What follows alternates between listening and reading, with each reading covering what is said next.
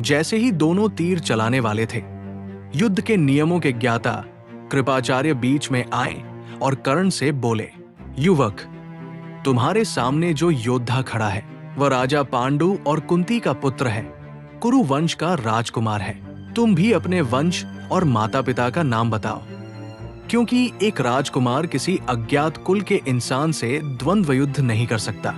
ये सुनते ही कर्ण का सिर शर्म और बेबसी से ऐसे झुक गया जैसे भारी बारिश में कमल का फूल झुक जाता है।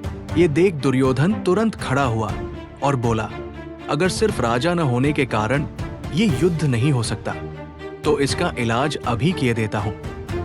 दुर्योधन ने भीष्म और धृतराष्ट्र की सहमति से तुरंत वही कर्ण का राज्याभिषेक कर दिया और उसे अंग देश का राजा घोषित कर दिया।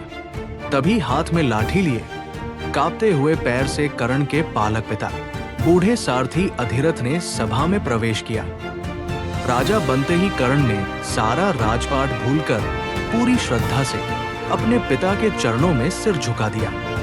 बूढ़े पिता ने रोते हुए कांपती बाहों से अपने बेटे को गले लगा लिया। ये नजारा देख भीम ठहाका मारकर हंसा और ताना मारते हुए बोला, ओह, तो ये एक सारथी का बेटा है, फिर तो तुम्हें हाथ में धनुष नहीं, घोड़ों का चाबुक थामना चाहिए। तुम अर्जुन के हाथों मरने के लायक भी नहीं हो।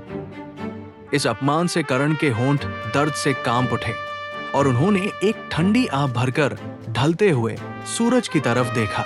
लेकिन दुर्योधन गुस्से में बिफर पड़ा। भीम, तुम्हें ऐसी बातें शोभा नहीं देती।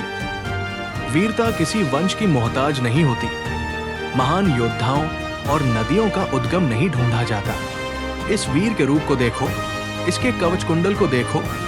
क्या कोई शेर कभी हिरण के गर्भ से पैदा हो सकता है? ये अंग देश का क्या पूरी दुनिया का राजा बनने के योग्य है। और दुर्योधन बड़े गर्व से कर्ण को अपने रथ पर बैठाकर वहां से ले गया।